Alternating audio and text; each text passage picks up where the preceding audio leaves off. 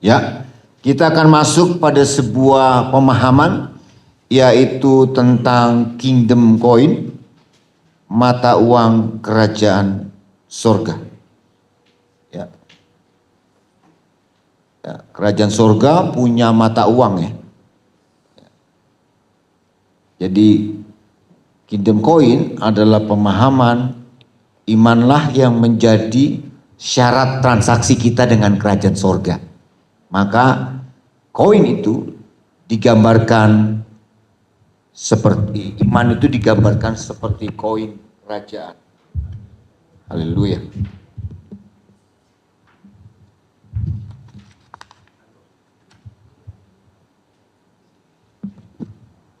Halaman 56. Ya, halaman 56.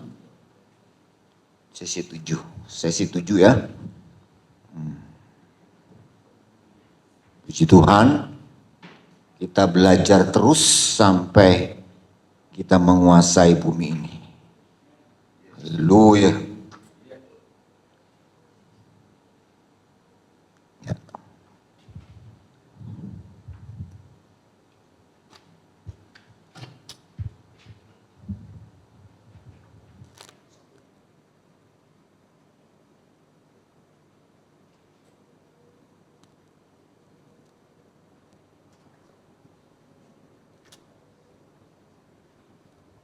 Ya, kingdom coin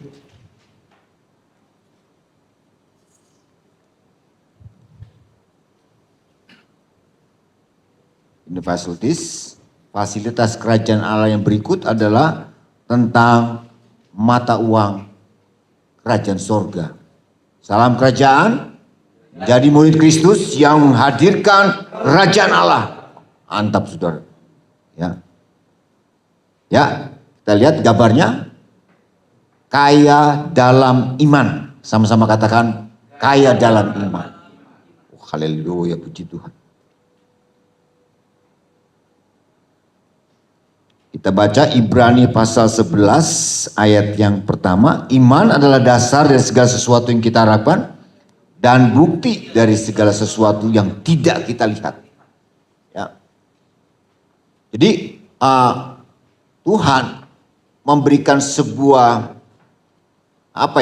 sebuah mata uang kepada kita untuk kita mudah bertransaksi dengan kerajaan surga. Ya, saudara, namanya kingdom coin. Jadi yang kita bicarakan sekarang ini adalah iman kerajaan. Haleluya, Bapak Ibu. Tapi kebanyakan orang punya iman keselamatan. Ya, gereja membangun iman yang namanya iman untuk selamat. Tapi kerajaan Allah menjadikan iman itu sebagai nilai tukar mata uang antara bumi dengan kerajaan surga. Ya. Makanya saya waktu nyusun sesi ini saya debat juga sama Roh Kudus. Ya Tuhan, bilang kita nggak usah ngomong iman lah Tuhan. Udahlah, semua orang Kristen punya iman. Tapi kata Roh Kudus tulis aja. Karena itu merupakan faktor katalisator. Ya. Iman itu adalah faktor katalisator, ya. Faktor katalisator. Penghubung ya. Ya. Faktor katalisator iman, dia penghubung antara kita bumi dengan kerajaan sorga. Ya. Kita hanya bisa bertransaksi dengan mata uang kerajaan yang namanya iman itu, Bapak Ibu. Ya. Jadi iman itu menjadi sebuah penentu buat kita. Kalau kita kurang iman ya kita transaksinya kurang gitu saudara. Yesus bilang selalu apa? Imanmu yang beri menang. Imanmu yang menyelamatkan. Imanmu yang ya. Kita buka. Ini kayaknya agak lain nih saudara.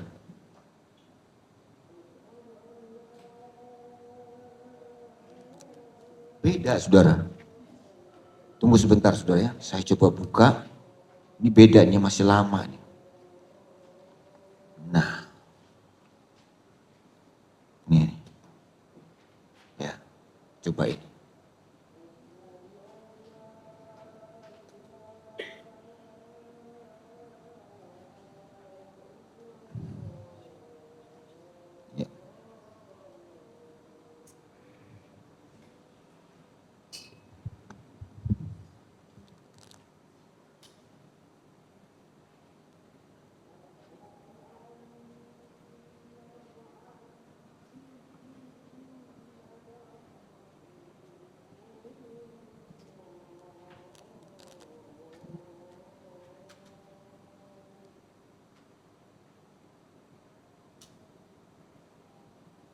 Ya, kingdom facilities.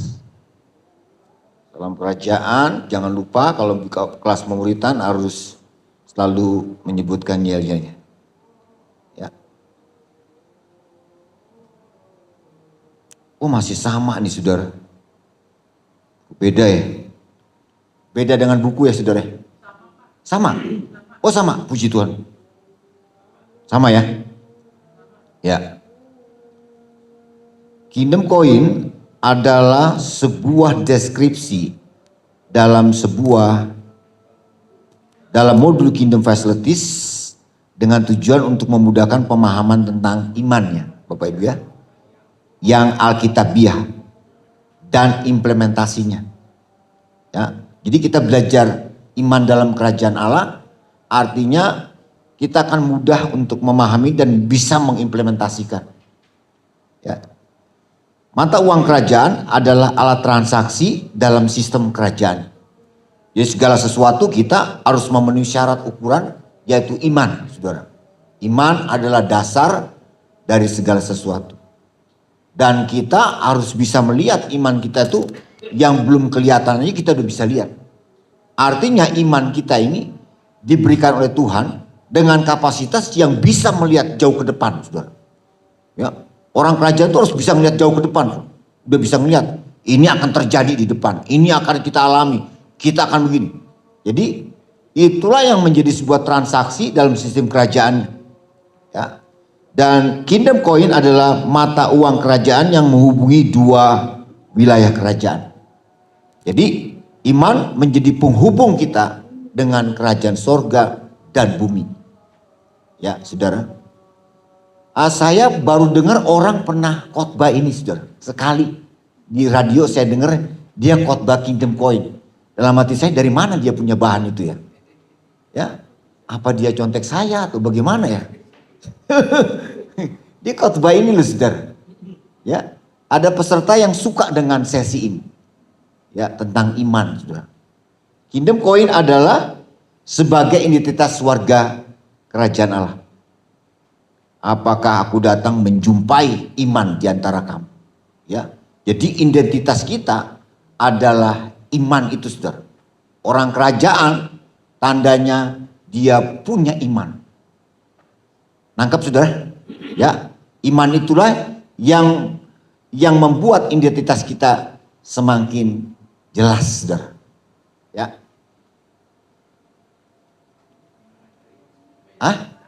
Beda kan? Aduh, itu dia saudara. Haleluya.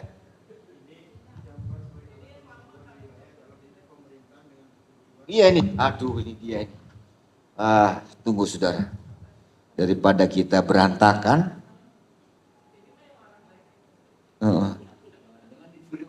Jangan-jangan saudara. Kemana dia ini ya? 7, ini 7. Ini 7.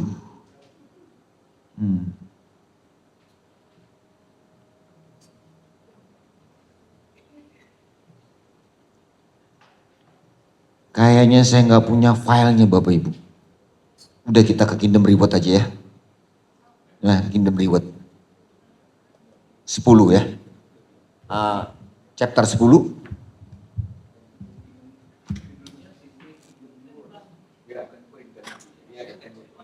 Nanti saya cari. Nggak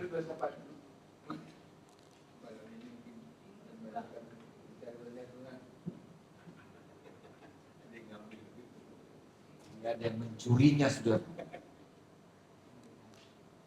Ya, kita masuk di sesi yang ke-10, yaitu chapter 10, yaitu tentang Kingdom Reward. Artinya kita sebagai warga kerajaan Allah, Tuhan menyediakan reward buat kita. Amin saudara. Ya, kita boleh membuat sebuah program di CMC, hamba Tuhan yang rajin bayar perpuluhan dia akan mendapat reward. Ya, mantap saudara ya. Ya, jadi di chapter 10 ini adalah tentang Kingdom Facilities, tentang reward. Ya, berprestasilah terus supaya kita mendapatkan reward dalam kerajaan Allah. Amin, saudara. Ya. Kita baca ayatnya Matius pasal 5 ayat yang ke 10 sampai 12. Berbahagialah orang yang dianiaya oleh sebab apa saudara? Kebenaran, karena merekalah yang mempunyai kerajaan surga. Berbahagialah kamu jika karena aku kamu dicela dan dianiaya dan kepadamu difitnahkan segala yang jahat. Bersukacitalah dan bergembiralah karena apa saudara? Upah besar di surga. Jadi ada reward buat kita sebagai warga-warga kerajaan Allah, hamba-hamba Tuhan kerajaan, maka dia menyediakan upah besar di sorga. Sebab demikian jugalah telah dianiaya nabi-nabi yang sebelum kamu. Ya, jadi kerajaan sorga dia tidak saja menjadikan kita sebagai warga negara, tapi kerajaan sorga pun juga memberikan upah kepada kita. Ya, dalam perumpamaan Yesus memberikan perumpamaan tentang orang yang bekerja pada pagi hari dan yang bekerja pada jam 5. Tetapi Yesus mengeluarkan perumpamaan, upahnya kesepakatan 1 dinar. Ya. Yang jam 6 pagi protes sama yang punya kebun unggul. Saya udah 10 jam lo kerja lo. Tapi yang jam 5 masuk dapat 1 dinar juga sampai jam 6. Saudara, di dalam kerajaan Allah tetap upah kita 1 dinar. Kenapa saudara? Karena kerajaan Allah memberlakukan yang namanya ini saudara.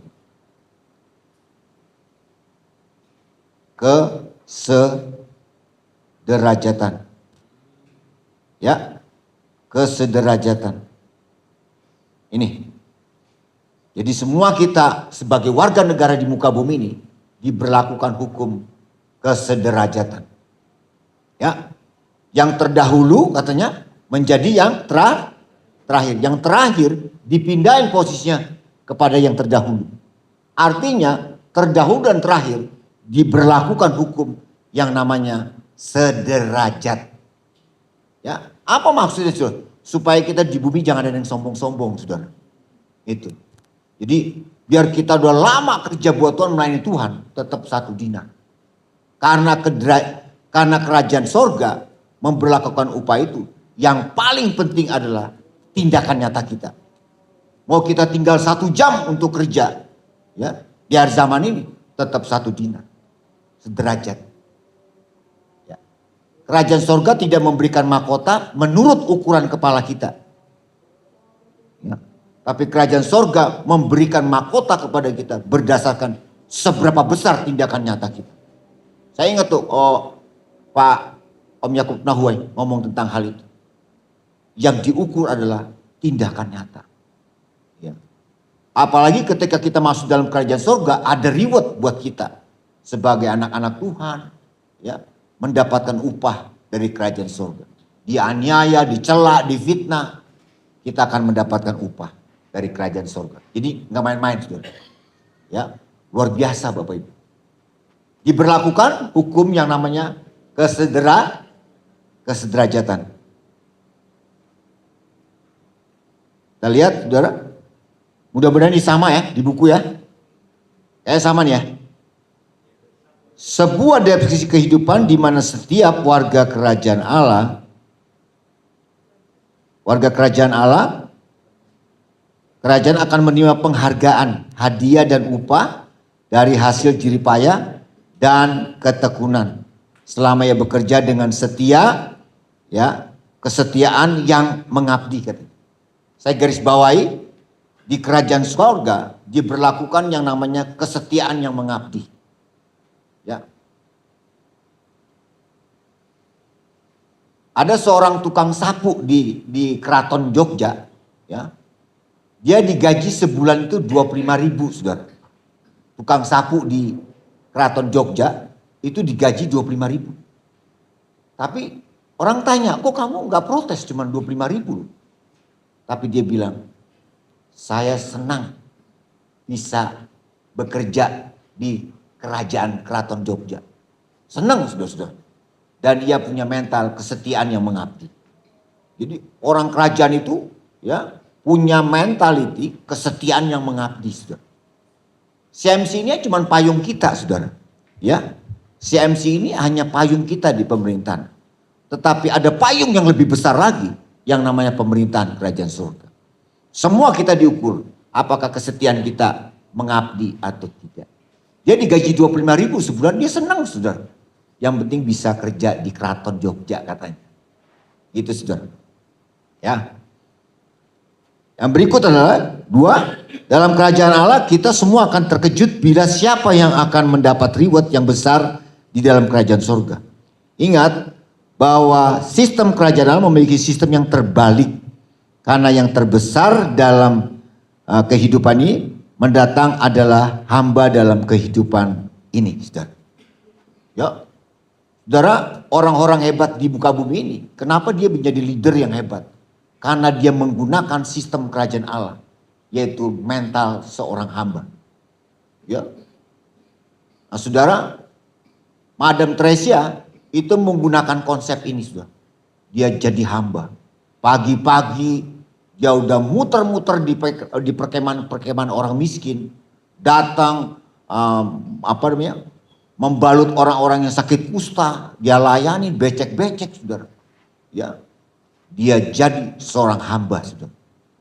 Nah, jadi dalam kehidupan ini kalau kita ingin dapat reward, ya kita jadi hamba. Haleluya, puji Tuhan. Ya, dalam kehidupan ini kita harus menjadi hamba. Ya, Yesus datang untuk apa? Bukan untuk dilayani, tapi melayani dan jadi hamba. Begitu Mother Teresa menggunakan konsep ini, wah, apa yang terjadi? Dapat Nobel, penghargaan dari dunia. Itu di dunia, sudah, apalagi di sorga. Haleluya, Bapak. Ya, dapat upah yang besar. Dia pikir dia melayani Tuhan 50 tahun, saudara. Dia udah merasa bahwa mahkotanya lebih besar. Tapi ternyata konsep upah itu, sebagaimana ia menerapkan dirinya sebagai hamba di muka bumi seperti Yesus, maka itulah yang berlaku dalam kerajaan surga. Artinya kita jangan mener, jadi mener. Ya, Kingdom Reward, ingatlah selalu antivirus. Ini ada antivirus, saudara. Dalam program ini ada antivirus. Saya belum melepaskan antivirusnya supaya saudara kebal senantiasa. Ya, kerajaan Allah itu punya antivirus, Bapak Ibu. Mau belajar antivirusnya? Hah?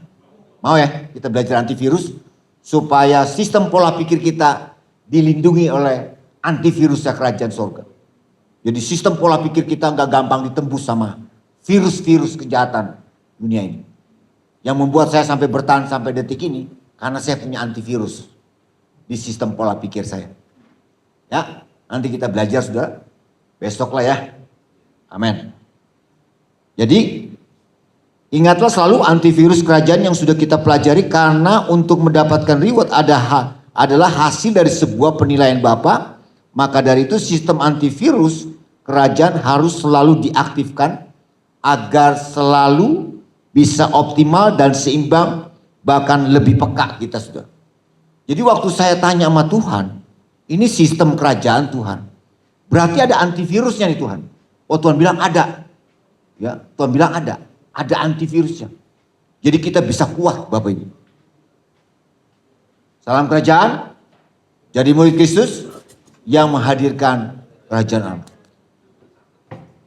Gede deh. Ya. Iya nih. Oke. Jadi sistem antivirus ini saya dapat dari pewahyuan juga. Ternyata memang ada di Injil antivirus kerajaan itu. Sehingga kalau itu diaktifkan, maka kita akan terus stabil dalam berkonsentrasi melayani kerajaan Tuhan, membangun kerajaan. Selalu bisa optimal dan seimbang, bahkan lebih peka. Yang mana ya? Oh, ini. Ayah, penilaian Bapa. Ingatlah bahwa sistem kerajaan Allah memiliki sistem yang terbaik, karena yang terbesar dalam kehidupan ini mendatang adalah hamba dalam kehidupan ini. Jadi kita adalah hamba-hamba kerajaan. Haleluya, puji Tuhan. Ya, hamba itu konsepnya kan doulos, melayani. Ya, harus bisa melayani kita semua. Haleluya. Jadi hamba itu kita melayani, saudara. Udah? Oh belum?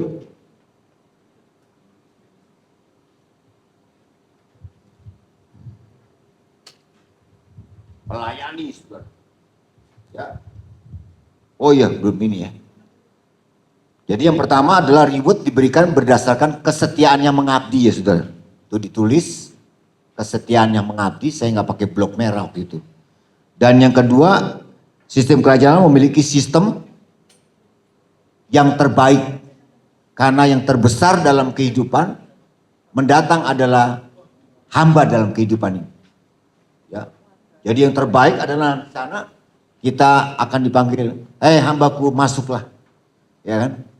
Karena kamu setia mengelola talentaku dan setia dianiaya, tahan penderitaan, maka kita mendapatkan reward. Ya. Udah semua saudara? Udah? Oke. Ya, kita akan melihat jenis Book of Kingdom Reward. Musa, Paulus, ya. Oh iya, nanti takut hilang. Musa mendapatkan reward. Ibrani menulis tentang dia bahwa menolak disebut sebagai anak Firaun dan dia memilih kepada pandangan kepada raja, saudara. Katanya nih, ya, makanya dia dapat reward dari Tuhan. Dan yang kedua, Paulus berlari-lari kepada tujuan untuk apa, saudara? Mendapatkan hadiah. Nah itu, saudara. Ada ya?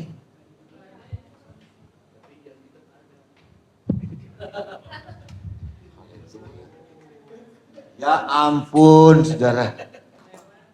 Lewat lagi, saudara. Gimana nih file-file saya? Hah? Foto aja ya, saudara. Iya, foto aja, saudara. Jadi Musa itu mendapatkan reward, upah, ya, karena dia menolak disebut sebagai anak Firaun dan pandangannya hanya kepada sang raja. Paulus berlari-lari kepada tujuan untuk mendapat hadiah.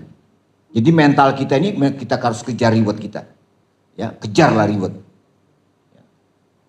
Jadi yang ketiga, Yesus Kristus mengabaikan kehinaannya, tekun memikul salib untuk apa, saudara? Tahta. Ada yang dikejar semua, saudara. Jadi kita semua juga sebagai anak Tuhan, kejarlah reward itu. Karena kita akan mendapatkan reward itu. Amin, saudara. Ya. Haleluya, puji Tuhan. Melayani, saudara. Berikut adalah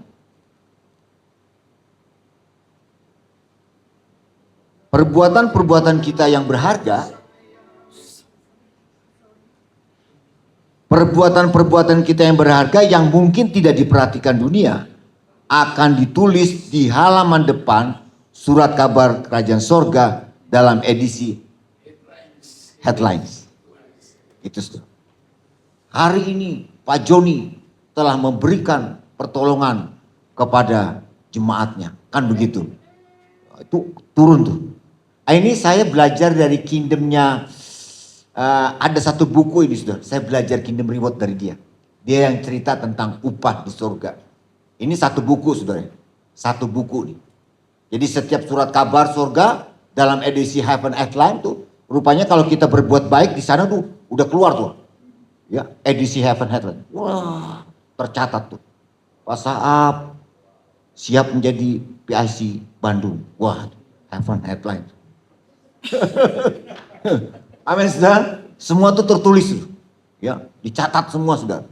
Di dalam buku Al-Hayat katanya kalau kita ya, buku besar kita, dicatat semua perbuatan baik kita, ya, karena kita akan mendapatkan upah, saudara. Haleluya. Ini ringan, saudara, karena sudah terakhir ya. Nanti besok kita ke itu. Ya, kita akan lihat standarisasi yang dilakukan, sikap tetap berbahagia. dan tetap melakukan seperti untuk Tuhan. Amin, saudara. Sekarang mungkin orang melihat kita, lu ngapain lu? Ya, ngapain lu nulis buku, gak ada kerjaan lu katanya. Ya, saya pernah digituin sama keluarga Bapak. Ada kerjaan lu nulis buku, mendingan kerja cari duit katanya. Pada waktu. Ya. Tapi saya punya sikap sebangun, tetap berbahagia dan tetap melakukan seperti untuk Tuhan. Ya, walaupun yang kita kerjakan sekarang nggak ada harganya loh saudara. Tapi Tuhan bilang kalau kita melakukannya seperti untuk Tuhan, itu yang dilihat Tuhan saudara. Ya, ya. Ada satu anak Tuhan, dia kalau pagi-pagi dia datang pagi-pagi saudara. Jam 6 dia udah di sekolah. Ya. Jadi sebelum koster gereja, apa pekerja sekolah itu datang, dia udah datang duluan. Dia sapu-sapu. Ya. Dia bantuin pekerja di sekolah itu. Saya bilang sama dia, kamu rajin-rajin amat, kan udah ada pekerjanya di sini. Ya nggak apa-apa lah, saya kerja seperti untuk Tuhan. Itu saudara. Mentality hamba atau melayani seperti itu. Yang kita kerjakan seperti untuk Tuhan. Amin saudara. Ya, kita akan lihat satu cerita yang sangat luar biasa nih saudara. Ini kalau saya ingat cerita ini, hebat nih ceritanya. Ya, ini saya tulis dalam sebuah kartun ini dan saya baca cerita dia, hebat lah. Ya, mari kita lihat. Ya, ada seorang kakek dan nenek mau pesan kamar pada malam itu di hotel lobby, ya kan? Ketemulah dengan orang ini. Halo, Pak, semua kamar sudah terisi gitu. Ya, ini dia nih. Oh, George Bolt, namanya George Bolt ya, bekerja setia selama bertahun-tahun di sebuah hotel kecil. Lalu sepasang orang tua memasuki lobi hotel itu. Nah, dia dengan baiknya melayani, ya. Dia bilang, tapi Bapak bisa pakai kamar saya katanya. Ya, Bapak bisa pakai kamar saya. Jikalau Bapak dan Ibu bersedia. Terus kakek nenek bilang, oke, boleh, terima kasih ya teman, friend. Ya. Terus istri neneknya, what the friend? Katanya. Kok kamu udah bilang ngomong teman aja? Gitu. Ya. Ini kejadian terjadi betul sudah. Dan setelah dia bangun pagi, ya, kakek ini punya pikiran begini kepada George Bolt yang sudah melayani dia. Ya, dia bilang gini saudara, orang ini seharusnya menangani hotel terbaik di negeri ini. Suatu hari nanti aku akan membangun hotel tersebut dan mempercayakannya untuk dia kelola. Karena dia melayani saudara, jadi hamba. Ya kamar udah penuh kok, udah habis Pak. Ya udah Pak, mau nggak pakai kamar saya? Ya, artinya ini alkitabiah, dia memberikan tumpangan, melayani. Wah, selamat pagi katanya. Ya, maka keluarlah kakek dan nenek ini. Selamat pagi Bapak dan Ibu, pulang. Beberapa tahun kemudian, George Bolt mendapatkan surat dari kakek tadi. Ya, dia kasih tiket untuk pergi ke New York. George Bolt dikasih tiket pergi ke New York. Ya, George Bolt nggak tahu kakek ini dan nenek ini. Ya, siapa dia? Nah, beberapa tahun kemudian Bolt menerima surat dan berisi sebuah tiket pulang pergi ke New York. Ya, dan dia ketemu dengan kakek yang pernah memberikan tumpangan itu, yang sedang pernah ia layani. Ya. Terus dia bilang, oh ternyata Bapak yang ngundang saya katanya. Oh ternyata Bapak tuh. Apa kabar Bolt katanya. Ya. Lalu Bolt diajak jalan ke samping. Nah, ya Bolt namanya.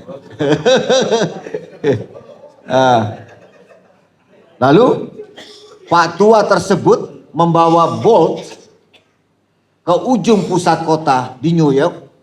Kemudian dengan sangat hormat beliau pun berkata, begini saudara. Bolt, sahabatku, ini adalah hotel yang kubangun untuk kau kelola. Ya, bersediakah kiranya engkau menanganinya? What? Kata si Bolt. Hah? Ternyata kakek dan nenek yang datang waktu itu di hotel itu adalah si pemilik hotel ini. Ya, hidup mana ada yang tahu, sudah. Tapi kalau punya konsep mentality hamba melayani. Tiba-tiba Bolt dikasih hotel yang lebih besar. Kamu tangani hotel ini. Saudara. Ya, Bolt kaget saudara. Dia sudah bangun hotel ini. Ini hotelnya saudara. George Charles Bolt tahun 25 April 1851, 5 Desember 1918. Ya, dipercayakan hotel yang mewah ini. Ya. Saudara dapat reward. Ya, ada upah yang Tuhan berikan kepada kita. Kita mungkin lebih dari ini dapat surga. Wow, mantap Bapak Ibu. Haleluya. Semangat saudara. Ya, di dunia Tuhan bisa kasih kita reward sementara kita main Tuhan. Ya, di dunia saudara. Ya, dapat reward, dapat upah dalam melayani kerajaan surga. Saya juga berterima kasih sama Pak Gun. Saya belum pernah naik kereta Wus yang first class. Belum pernah saudara. Pak Gun ngasih saya first class. Saya bilang, teman saya bilang, sombong amat lu katanya. Gue biasa naik kereta biasa lo, pakai kereta first class lagi, bus lagi. Ya, itu dapat reward saudara. Makanya saudara akan dapat reward yang lebih besar lagi. Amin saudara. Ya, ini hotelnya namanya hotel terkenal saudara. Ini hotel terkenal nih di New York. Ya, kalau nggak salah apa ya hotelnya tuh? Pokoknya hotel bintang 7 lah saudara. Bintang 5 lah. 7 tuh obat itu saudara. Ya, dia mendapatkan penghargaan. Ya, saudara kalau kita melayani Tuhan, Tuhan pasti kasih kita. Amin. Reward apalagi melayani kerajaan. Waduh itu pemerintahan pusat kita bro. Yang punya segalanya di muka bumi. Ya. Ya. Amin saudara. Semangat semuanya kita. Ya. Akan dapat reward dari kerajaan sorga. Haleluya. Ya. Besok-besok ada orang datang kepada saudara. Pak Joni silakan Bapak melayani di gedung ini aja Pak ya. Wah, haleluya, puji Tuhan. Ya, pas saat nanti saya bangunkan gereja, wah, haleluya, reward Bapak Ibu. Melayani Tuhan itu berbahagia. Yesus bilang berbahagialah kamu, karena kamu akan punya kerajaan surga. Wih, haleluya, puji Tuhan saudara. Ya. Hotelnya apa namanya ini saudara? Ya. Apa sih itu hotel itu? Terkenal kok saudara. Aston. Iya benar. Aston. Ya hotel itu. Di New York. Kepala yang terbesar tidak akan mendapatkan mahkota yang terbesar. Ya. Kita akan mendapatkan mahkota terbesar jika tindakan nyata kita. Dan di dunia ini kita sebagai hamba di sana akan menjadi yang besar. Amin Bapak Ibu ya.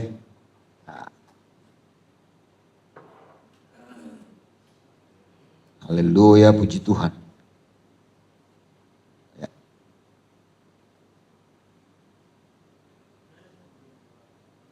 Ya, Kingdom Reward adalah menaikkan 3 sikap penting Ya. Loyalitas, kreativitas, dan integritas. Ya, itu yang paling penting kita di muka bumi ini. Loyal melayani kerajaannya, kreatif, dan penuh integritas. Maka reward akan datang kepada kita. Ya, loyal aja saudara. Waktu saya melayani kerajaan Allah, gak ada yang gaji saya saudara. Gak ada. Tapi saya ngelayanin aja saudara. Siang dan malam. Sampai saya kalau pergi ke Sulawesi Tengah, saya dijuluki sebagai apa saudara? Sama jemaat di sana. Ini petugas imigrasi datang lagi saudara. Iya. Saya dijuluki petugas imigrasi kerajaan sorga. Ini datang. Woi, petugas imigrasi datang. Pak Renol datang. Dijuluki itu saudara. Jadi kalau pas saya sampai sana restoran itu udah siap semua saudara. Tugas imigrasi datang. Dari kerajaan sorga. Nah itu saudara yang kita harus kejar. Sampai orang mengubah identitas kita sendiri. Makanya melayani kerajaan terus. Ya, sampai ada orang memanggil saya apa tuh? Gelarnya Sir. Hebat saudara. Di Inggris itu orang-orang yang mendapatkan gelar Sir. Orang-orang yang punya prestasi. Dia mendapatkan reward dari kerajaan Inggris. Dilantik jadi duta kerajaan Inggris. Siapa saja saudara? Ya, pemain bola siapa? David Beckham. Dapat reward dari kerajaan Inggris. Salah satu hamba Tuhan yang mendapatkan reward guru saya saudara. Dr. Myles Munro. Wah, makanya dia hebat bikin buku kerajaan. Karena dia dikasih reward sama Ratu Elizabeth sebagai gelar Sir. Saudara, dia kalau pergi kemana aja saudara, ke Malaysia, ke Singapura, dihormatin saudara. Karena dia dapat gelar Sir dari kerajaan Inggris. Sama sama saudara. Kalau saudara melayani kerajaan Allah, saudara akan mendapatkan gelar Sir itu. Saudara kemanapun dia dihargai. Wah, pasap, wah petugas imigrasi datang lagi. Takut semuanya saudara. Ya kan? Jadi ada orang sampai nggak kenal nama saya, lupa nama saya, dipanggil apa saya? Om Kingdom. Om Kingdom katanya. Sementara makan-makan di kota bumi, mencim-mencim nggak lupa nama saya. Ini kan Om Kingdom kan? Om Kingdom kan? Oh iya Pak Kingdom. Loyal saya nggak digaji. Tapi kadang-kadang saya dapat gaji dari kerajaan sorga cuma satu tandanya. Kalau saya mimpi buah aja, saya bilang sama istri, gaji kita akan turun dari kerajaan sorga. Ah yang bener, ntar lo lihat, 2 hari gaji kita turun dari kerajaan sorga. Datang sudah, rekening tiba-tiba ada uang orang kasih. Makasih kerajaan sorga, udah ngasih upah saya di bumi. Jadi kerajaan sorga juga tahu diri saudara. Ya. Gak ngebiarin saudara siksa-siksa di muka bumi ini. Ya, digaji saudara. Kurang berapa duit kerajaan itu banyak kan saudara. Ya, asal kita tetap loyal. Makanya orang Pantai Kosta punya moto. Apa saudara? Manise. Apa itu? Selalu manise saudara.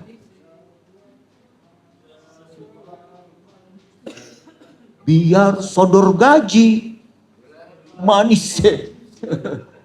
Ya, kita loyal saudara sama kerajaan Allah. Pasti kerajaan Allah pasti turunin gaji kita. Yang kedua saudara, saya sering dapat rapel dari kerajaan surga itu di bulan Desember. Nah itu, kadang-kadang saya dirapel sama kerajaan surga. Januari gak dapat gaji, semua Desember turunnya. Turunnya di Desember. Kalau saudara memang sudah sebagai agen kerajaan surga. Ini gajimu setahun. Haleluya, puji Tuhan. Ya. Saya kemarin training terakhir di Kota Palu. Saya cuma ngomong 4 hari, saya dibayar 26 juta. Orang kerajaan tuh di bumi aja kita dapat upah. Makanya ngomongnya khotbahin kerajaan. Jangan khotbah agama apa itu Kristen apa semua. Khotbah tentang kerajaan. Supaya gaji Bapak Ibu turun. Haleluya. Amin saudara. Ya kreatif saudara. Saya diriin konsultan. Saya kerja sendiri. Tiap pagi saya ngantor saudara. Saudara jangan pikir saya gak punya kantor. Kantor saya itu dekat. Dari kamar ke meja saya. Tiap pagi saudara, saya ke kantor saudara. Pakai mandi, baju rapi, saya ngadepin buku, meja semua. Setengah hari saya baru bangun. Berdiri dari kantor saya. Saya evaluasi semua. Karena apa? Saya nunjukin kreativitas saya depan kerajaan. Karena saya nggak ada yang dukung organisasi. Saya diri konsultan. Saya kerja sendiri. Pagi-pagi saya ke kantor, duduk depan meja sampai jam 12. Tuh, tiap hari kayak begitu Bapak. Kerja sendiri. Makanya kita dianggap. Walaupun itu sepertinya nggak kelihatan. Tapi ketika kita melakukan seperti untuk Tuhan. Haleluya, puji Tuhan. Ya, kreatif saudara. Usahakan selalu minta tanya, pewahyuan Tuhan apa lagi yang datang. Kalau udah awal Januari, ada banyak pendeta mulai tanya ke saya. Pak, pewahyuan apa di bulan tahun ini Pak? Saya bilang banyak kalau mau mah. Syaratnya ada. Undang saya ke sana. Oh ya udah gitu Pak, datang aja Pak. Ya kan? Kita pegang kunci pewahyuan itu. Mereka cari kita. Apa pewahyuannya Pak? Apalagi Pak? Apalagi? Karena saya selalu duduk, ya. Saya kalau belajar itu kadang-kadang sampai 3 bulan, Saudara. 3 bulan intens. Gitu. 3 bulan selesai, oke, ganti lagi. Seperti itu. Saudara. Jadi kerja terus, maka kita mendapatkan reward dari Tuhan. Saudara harus sampai pada sebuah komunikasi dengan kerajaan surga dengan raja kita. Saya waktu awal tulis buku ini sampai nangis-nangis Bapak Ibu. Tapi pada waktu itu dia berkomunikasi dengan saya. Tuhan bilang begini, hai hambaku, nanti kita akan ketemu dalam kerajaan. Situ air mata saya meleleh, setengah jam nangis terus. Saudara. Nanti kita ketemu dalam kerajaan. Itu keren. Saudara. Ya, ketemu bos kita, si pemegang kerajaan itu dan sambut kita, hambaku yang setia, masuk. Haleluya. Integritas, ya sudah tahulah integritas apa. Ya, saya bangun modul ini dengan integritas. Ya, semua saya praktekin. Naik motor pakai helm, ya kan? Mau kemana-mana pakai helm. Mau ke warung aja saya pakai helm, baru dekat dulu. Karena saya bangun itu supaya saya tetap diakui untuk bisa meneruskan modul ini, saudara. Itu seperti itu, saudara. Ya, integritas. Haleluya. Ya, amin, saudara. Ayat Matius 5 ayat 10 sampai 11. Ya. Matius 5 ayat 10 sampai 11 kita akan lihat salah satu cerita di sini. Tadi saya udah cerita belum ya? Oh sudah ya. Hotel tadi ya. George Bolt. Ya. Saudara perhatikan cerita ini. Kita ini sedang dalam perlombaan misalnya saudara ya. Ya. Saudara perhatikan yang merah ini di depan. Dia di depan saudara. Tapi dia gak punya fokus. Dia belok kanan. Finishnya di sana saudara.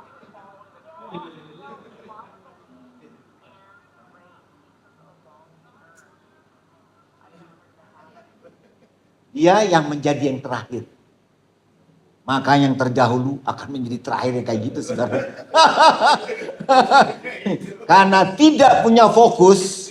Ya, dia lupa, dia belok kanan saudara. Finishnya di depan sana. Saya kalau cerita ini saudara. Ada satu gereja suka nangis kalau saudara.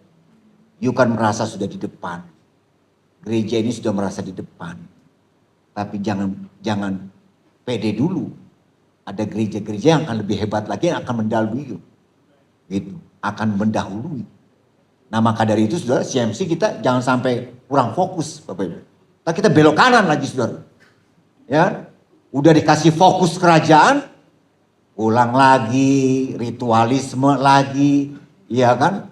Ibadah lagi, modelnya udah, aduh ampun udah kayak agamawi sekali saudara. Ya, kita kingdom itu setiap datang kita membesarkan kerajaan surga. Jangan sampai kita tidak mendapatkan reward karena gak punya fokus. Ya, gereja kita harus punya fokus pada kerajaan supaya kita dapat reward. Haleluya, puji Tuhan. Ya, amin saudara. Ya, sesi ini selesai. Mungkin ada yang ingin tanya, saudara bolehlah. Ya. Baik, waktu kita memang untuk sesi tanya jawab, oleh itu nanti kita langsung doa pujiannya, penyembahan doa syafaat. Nanti kalau ada yang mau pertanyaan angkat tangan ya. Terima kasih untuk Pak Renot. Ya, Ada yang menarik bagi saya malam hari ini, saya tarik kesimpulan. Tuhan kita itu banyak panggilannya, banyak gelarnya, bahkan sebutannya. Kali ini yang kita pelajari bagaimana Tuhan itu menjadi raja atas hidup. Tapi kadang Tuhan itu menjadi sahabat, kadang menjadi kakak, kan? ya. Kadang menjadi orang tua, pembimbing, penasehat, penolong. Jadi kali ini memang yang kita pelajari, Tuhan itu kita jadikan sebagai raja dalam hidup kita, bahkan di dalam dunia ini dan semua aspek pelayanan. Jadi karena sebagai raja wajiblah rakyatnya atau penghulunya atau pasukannya itu protap surga dikerjakan, layaknya perintah seorang raja. Kalau kita ketemu raja, maaf kata mah kalau ketemu Hamengkubuwono aja kan protokolnya agak sulit. Ini raja segala raja kita jumpai yang kita layani. Dan memang wajar dan pasti kita akan diberkati Tuhan. Yang mengikuti raja yang turut perintah dengan raja pasti akan diberikan reward. Saya setuju dengan yang Bapak buat hari ini. Haleluya, puji Tuhan. Puji Tuhan. Ya, Nah, saudara, waktu saya dulu belum belajar kerajaan Allah, saya menjadi hamba Tuhan yang biasa-biasa. Khotbah saya juga biasa-biasa. Kalau datang ke satu gereja disambut, saudara. Tapi tidurnya di belakang pastori. Kamarnya yang maaf bicara, saudara, yang kurang rapih lah. Gak ada AC, ya panas kipas angin. Tapi begitu saya beritain kerajaan, setiap datang gereja siapin hotel buat kita. Karena ini orang kerajaan. Utusan kerajaan harus disambut, saudara. Ya, dapat privilege yang hebat gitu, saudara. Nah, saudara harus sampai target itu. Beritain kerajaan supaya kita di bumi juga menikmati reward itu, saudara, upah. Amin, saudara. Amin. Saya berdoa buat hamba-hamba Tuhan CMC biar hebat semua. Silakan. Saya punya 2 pertanyaan yang ringan dulu. Ya. Kesederajatan itu juga bicara apakah memang di mata Tuhan itu mau hamba Tuhan kaliber dunia, mau maaf kata hamba Tuhan office boy, sama kali gitu ya. Apakah itu seperti itu maksudnya kesederajatan? Pertanyaan saya yang kedua, upah. Ini upah yang saya berpikir ini akan langsung kita terima di dunia ini. Tetapi apakah ini juga upah yang bicara mungkin tentang mahkota nanti di mana yang akan kita terima? Apakah di kerajaan 1000 tahun atau di Yerusalem baru, bumi baru? Ya. Terus ada satu lagi nih loh, saya sering sekali dengar cerita dan bingung saya. Katanya beberapa hamba Tuhan yang peka dan saya percaya. Katanya dikasih lihat rumahnya di sorga sama Tuhan. Wah, ada yang rumahnya gede, ada yang rumahnya belum jadi. Saya terus bingung, itu rumah di mana? Ya benar sih Yesus ngomong. Rumah Bapakku banyak tempat. Iya, tapi di mana? Mungkin Bapak bisa memberikan pencerahan kepada saya. Terima kasih. Iya Pak. Jadi kingdom reward ini ada 2 upah, ya. Waktu kita bekerja melayani di bumi ini, kingdom reward, kerajaan akan memberikan upah itu kepada kita. Gak mungkin menderita terus tanpa upah, saudara. Ngamuk kita semua di bumi ini. Dia akan melepaskan upah-upahnya kepada kita dalam bentuk penghiburan supaya kita setia terus melayani Tuhan. Ya, saudara ya, puji Tuhan ya. Ada satu gereja kalau habis ibadah, kolektanya nggak dilipat-lipat, saudara. Ya, nggak dilipat, nggak dimasukin amplop, dikasih 1 karung nih Pak. Oh. Persembahannya kantongnya 1 karung, saudara. Pulang dibawa, lemparin ke mobil, saudara. Ya, saya bisa bayangin kalau sampai ngalamin kayak gitu, itu hebatnya itu kerajaan surga, ngasih upah kita di muka bumi. Itu aja kita udah dapat upah, saudara. Ya, apalagi nanti di sana. Yang dimaksud tadi rumah-rumah Saya mau bilang apa ya? Ya udah imanin aja lah. Ya, mungkin seperti itu. Karena pengerjanya Choyonggi, ya mungkin sudah dengar persaksian itu. Pengerjanya Choyonggi, waktu mati, istrinya mati, lalu pengerjanya ini sama pengerja Choyonggi ini sedih terus kan gitu, sedih gitu. Sedih karena istrinya meninggal. Tiba-tiba saking sedihnya, tiba-tiba ada sebuah tombak yang menusuk hatinya, cahaya gitu, membuat pengerja Choyonggi ini meninggal, saudara. Dan meninggal, sampailah dia di sana, di sorga. Ketemulah dengan Yesus.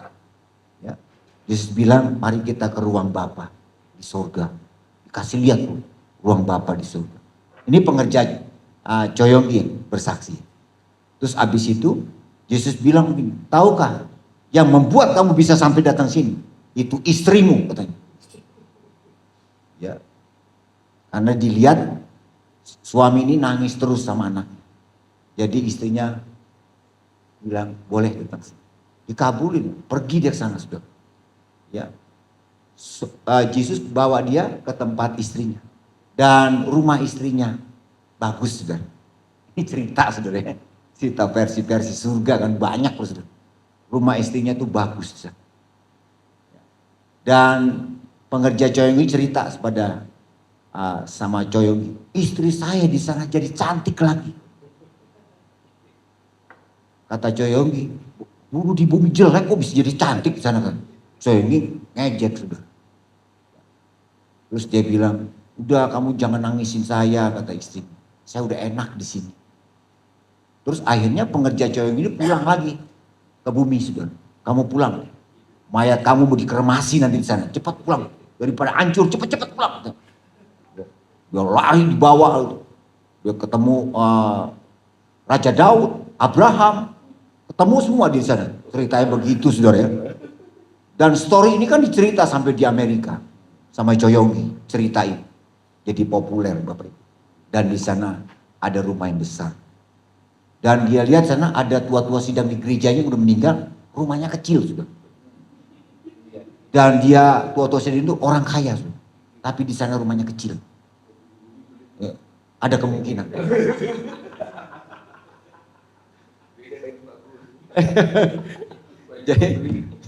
jadi kalau sudah banyak memberi, rumahnya besar. Haleluya. Ya saya cuma cerita batasan Alkitab aja lah, saudara.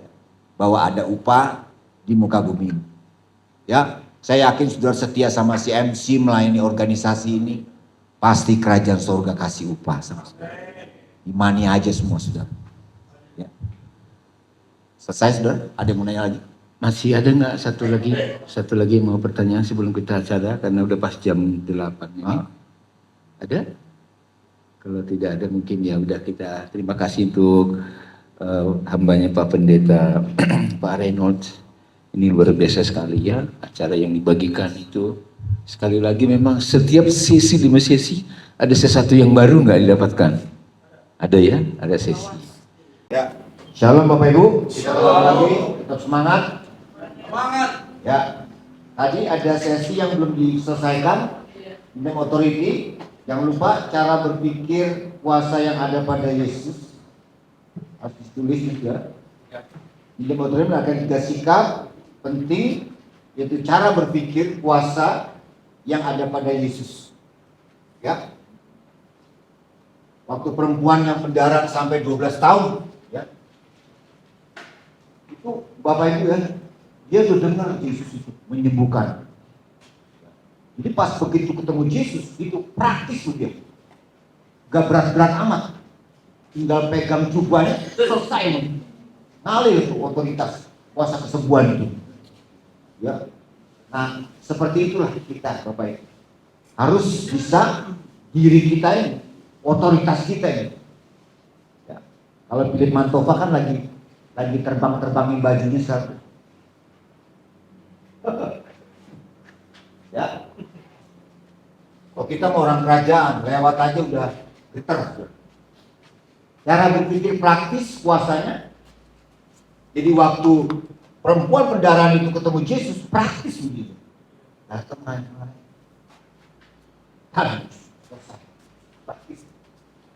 Cara berpikir sudah sembuh. Ya. Alkitab menyajikan kalau kamu berdoa anggaplah sudah sembuh, sudah mendapatkan apa yang kita inginkan. Ya. Jadi dulu saya sakit Bapak Ibu karena pemain voli sempat turun bro. Ya, pada waktu itu. Pada waktu dokter vonis operasi sudah di Balikpapan. Pak, operasi minggu depan. Sepanjang minggu, saudara, saya doa, saya sudah sembuh. Jadi waktu saya doa terus, pokoknya saya sudah sembuh. Tidak ada lagi turun bro itu. Ya. Kalau dia ada sampai sekarang gede ya Bapak Ibu. Tapi ini kecil. Haleluya. Pas begitu mau dioperasi, dokternya bingung. Pak, kemarin banyak kok sekarang udah gak ada Pak. Hilang sudah. Sepanjang minggu keputusan dokter itu, saya ngomong, saya sudah sembuh. Dan saya tidak sakit lagi. Pas minggu datang, dokter bingung, lah ini mah gak usah dioperasi. Bapak silakan aja angkat-angkat berat, dan silakan aja. Terus terbang-terbang juga gak apa-apa. Karena hilang. Awalnya ada, gitu. Bagaimana operasi. Tapi cara berpikir, Tuhan tuh ngajar kita tuh praktis. Karena kita orang kerajaan, kuasa itu dekat dengan kita. Ya, jadi kita ajar jemaat untuk mereka bisa mempraktekkan otoritas itu secara pribadi. Jadi jangan nunggu pendeta semua. Ini kan jemaat kadang-kadang bergantung sama pendeta gembala. Kalau gembala belum datang, kemana nih? Ya, Ambatoni di Argentina itu semua ngajarin tentang otoritas ke jemaat. Jemaatnya pun juga biasa bangkitin orang mati. Ya. Jadi pada waktu dia telepon gembalanya, Pak, ibu saya mati nih Pak. Oh ya sudah, dibimbing sudah pakai telepon. Kamu naik di atas badannya, dadanya tekan. Nah, ini. Terus di dalam nama Yesus hidup lagi sudah neneknya. Jantungnya berdetak lagi. Itu Bapak Ibu. Ya. Jadi kita punya otoritas. Ya, mantap lah Bapak Ibu ya.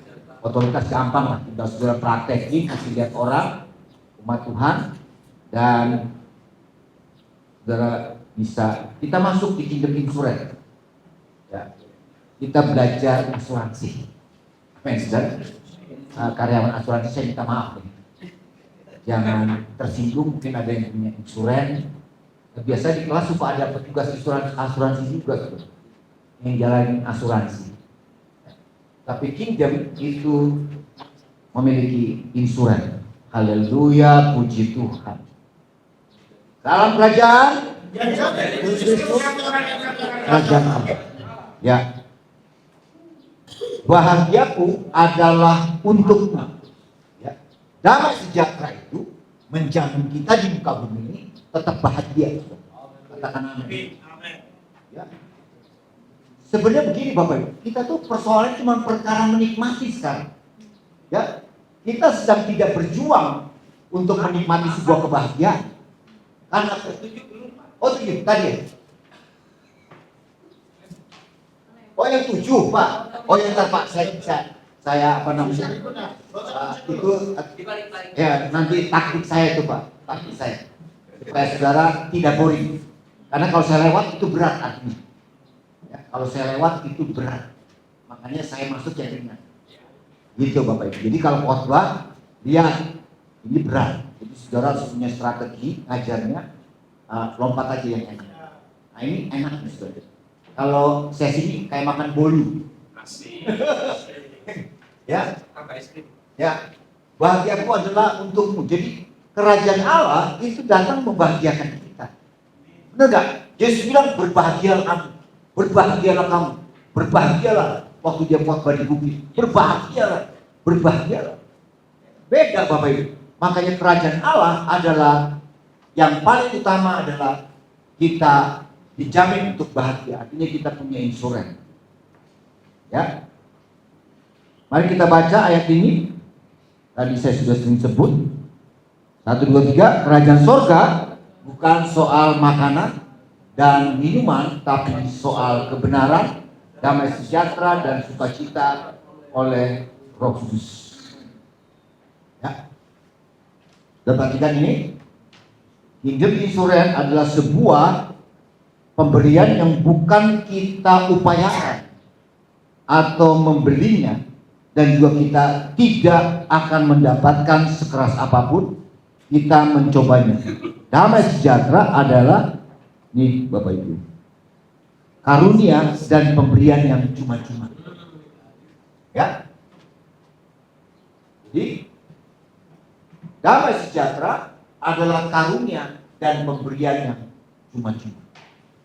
Jadi damai sejahtera itu adalah insuransi kita, saudara. Di tengah-tengah kesulitan, di tengah-tengah tekanan, di tengah-tengah permasalahan, intimidasi, damai sejahtera itu yang melindungi hati kita. Jadi dia melampaui akal pikiran kita, damai sejahtera itu. Jadi damai sejahtera adalah karunia dan pemberian yang cuma-cuma. Ikut.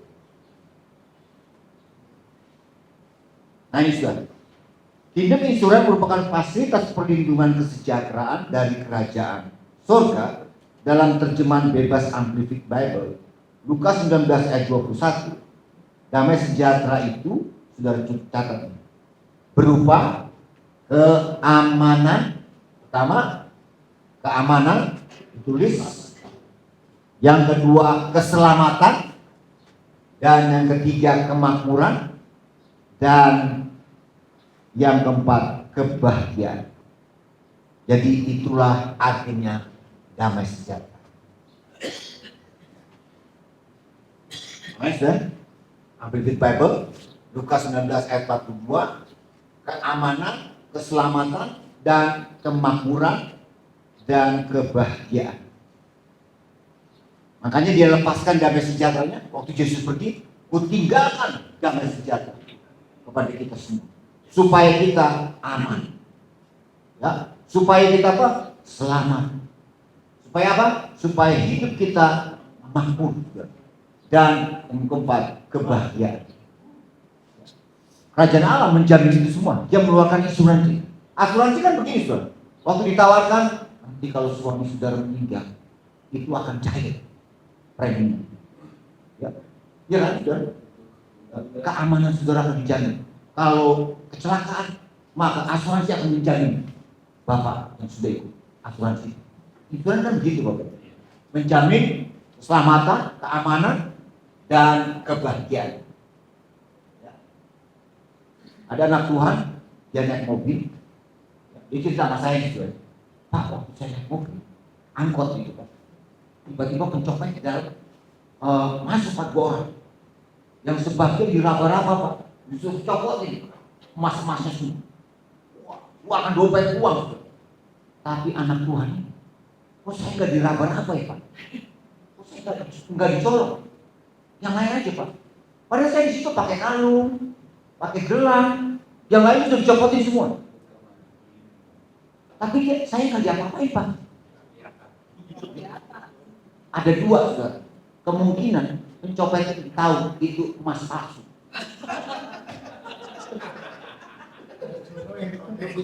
Makanya kita nggak tahu emas palsu ini. Ada kemungkinan, tapi dia bilang kok saya bisa selamat ya Pak? Ya, sebab dia di sekolah gereja dan angkot. Mungkin begitu dia lihat ini ibu dipegang Alkitab, takut terperampok sudah. Wah, kita anak Tuhan. Ada kemungkinan.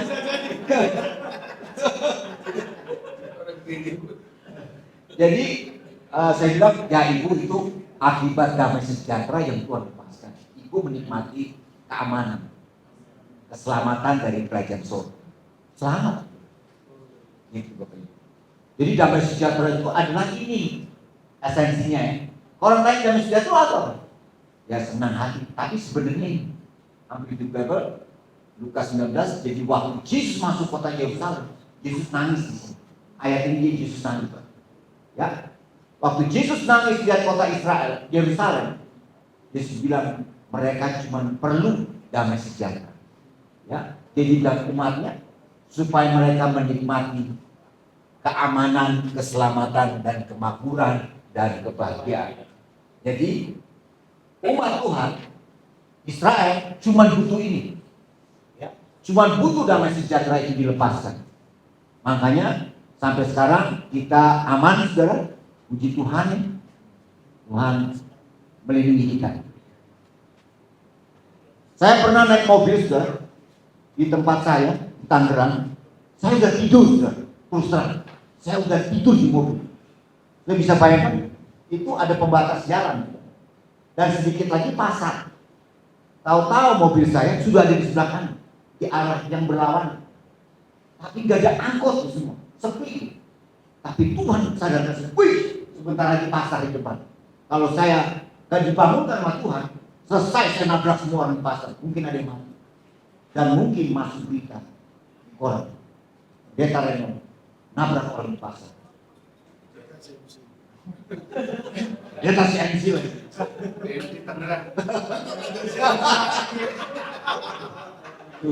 Tapi akhirnya apa? Tuhan sadar itu, wih, jangan isu berpuasa. Saya stop juga. Tuhan menjamin keamanan.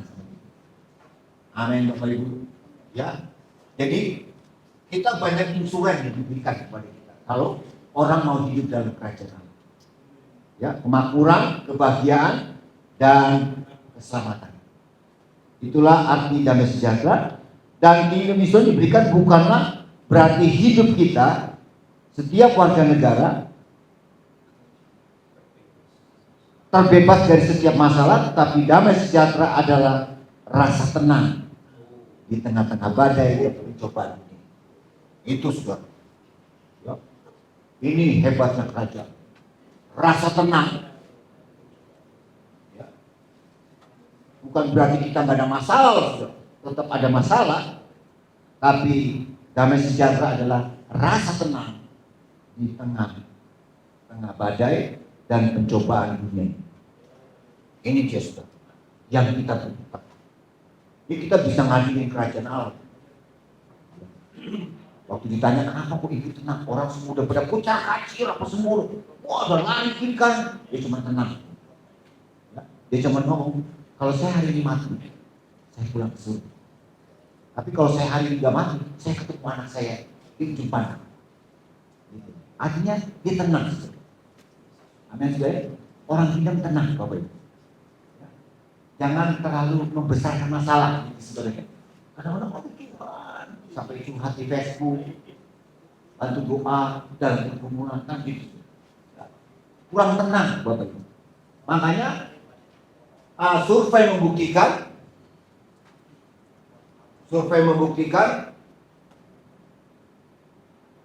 rata-rata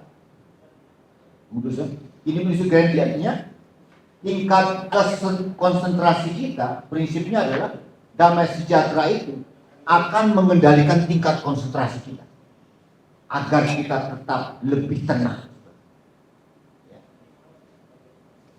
Tingkat konsentrasi akan lebih stabil. Ini secara psikologis. Ya, damai sejahtera itu kalau menguasai hati dan pikiran kita, dia akan membuat kita tenang. Konsentrasi lebih tenang. Yohanes 14 ayat 27, tingkat konsentrasi lebih stabil. Saudara tahu, orang penyakit jantung adalah orang-orang yang apa?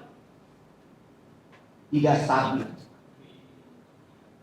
Nah, jadi waktu tante saya masuk rumah sakit jantung, saya bilang, mami cuma satu kurang. Apa dia? Hamba Tuhan. Mami kurang damai sejahtera.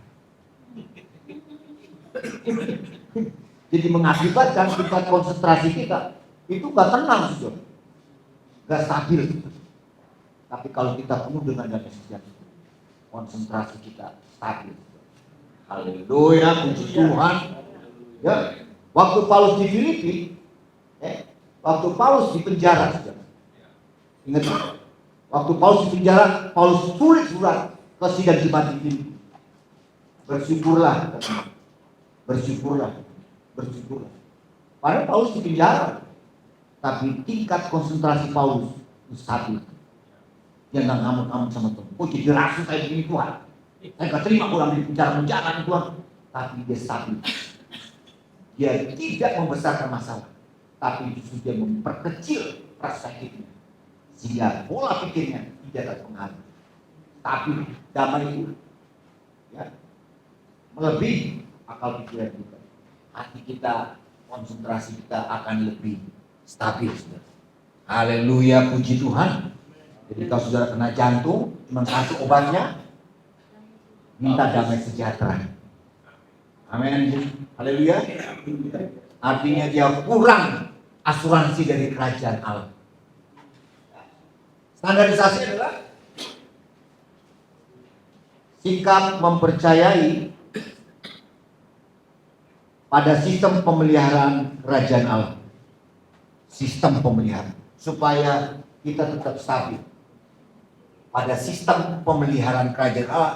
Atau sistem perlindungan. Atau sistem jaminan yang Tuhan berikan. Firman Tuhannya kita ganti di sini kalau setiga itu. Salah Pak? Iya, ini beda Pak. Beda ya? Iya. Oh. Kalau setiga 15. Berarti saya belum revisi. Oh. Maafkan saya. Ya. Ya ganti. Ampuni saya ya. Karena kadang ini. Sikap yang mempercayai pada sistem pemeliharaan kerajaan Allah. Asuransi. Makanya Yesus di Matius 6 ayat 33 kan?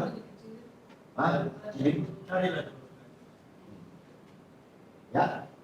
Mempercayai pada sistem pemeliharaan kerajaan Allah. Maka Yesus mengeluarkan asuransi kepada kita banyak. Jangan kamu khawatir akan hari esok. Jangan kamu khawatir, takut, apa semua. Itu asuransi dikeluarkan kepada kita. Hebatnya itu kerajaan surga mengeluarkan insuran itu kepada kita. Ya, jadi kita tetap mempercayai bahwa sistem kerajaan Allah tidak akan menipu kita. Haleluya, puji Tuhan. Ya, ini dia. 90% ini survei 90% serangan jantung memiliki pribadi terburu-buru. Para dokter di Amerika menemukan salah satu penyebab sakit jantung adalah kurangnya damai sejahtera. Ini survei para dokter di Amerika. 90% karena serangan jantung memiliki pribadi yang terburu-buru. Dan para dokter di Amerika menemukan salah satu penyebab sakit jantung adalah kurangnya damai sejahtera. Ya, Bapak Ibu, makanya kita perlu melepaskan damai sejahtera tiap minggu pada jemaat. Lepaskan damai sejahtera dan pulanglah dengan membawa berkat. Damai sejahtera daripada Allah Bapa, Anak, dan Roh Kudus. Maksudnya kita lepaskan asuransi damai sejahtera itu, keamanan, keselamatan, ya, lepasin itu sudah. Tiap minggu kan kita doa begitu, doa berkat. Damai sejahtera, lepaskan. Artinya keamanan. Semuanya. Ini insuran Bapak Ibu. Ini survei ya. Dari foto sudah. Hah? Kalau darting bagaimana nih? Darting gimana nih? Saya anjurkan, saya itu cuma satu obatnya Pak. Puasa.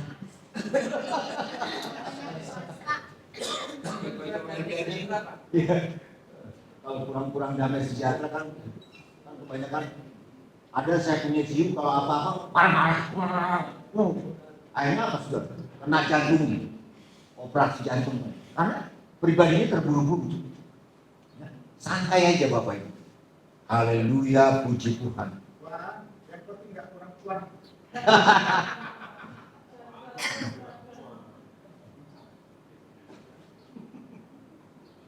Ya, kita lihat suatu cerita dan cerita ini mendapatkan penghargaan yang luar biasa. Bad Luck Brian. Ini bagaimana kalau kejadian ini menimpa kita dalam satu hari yang berturut-turut. Namanya Brian. Nah, dia ditulis dari sebuah kamus di Amerika, cerita dia ini. Dan saya tulis saudara. Ya. Pipa bagian atas apartemen bocor. Petugas menyuruh Brian mencari penyedot air dan dia baru melihat mobilnya. Jadi waktu dia tidur di apartemen itu bocor, sudah. Ada pipa yang bocor. Ya, ini masalah yang pertama. Masalah yang kedua, pada waktu dia turun ke bawah, ya, ban mobil kempes. Ya, ini masalah yang kedua. Pada saat dia turun melihat ban mobil kempes, dia pun naik ke kamarnya, menelpon temannya untuk datang membantu. Masalah yang ketiga, waktu dia naik ke atas, dia kesetrum karena air dia turun. Dia lupa ada kabel yang masih ngambang di air. Dan yang ketiga, dia kesetrum. Nah, ini tiga dalam waktu yang pendek sekali. Ini dia berani. Dia turun ke bawah, udah habis kesetrum, bro. Dia lihat mobilnya dicuri orang. Mobil hilang katanya. Waduh. Tahu nggak saudara? Dikejar sama dia. Dia kejar. Wah, dia kejar, mengejar mobil yang dicuri. Tiba-tiba yang melihat mobilnya dicuri orang dan memutuskan untuk mengejarnya. Ya. Waktu dia kejar, saudara, mobilnya ternyata habis bensin. Ini persoalannya keberapa? 5. Dan apa yang dia lakukan? Dia dorong mobilnya ke pam bensin. Saudara, kalau punya kejadian berturut-turut ini, saudara masih bisa bersyukur atau enggak? Bagaimana saudara? Ini dicatat dalam sebuah kamus ceritanya Ibrahim. Bagaimana sih? Berturut-turut masalah.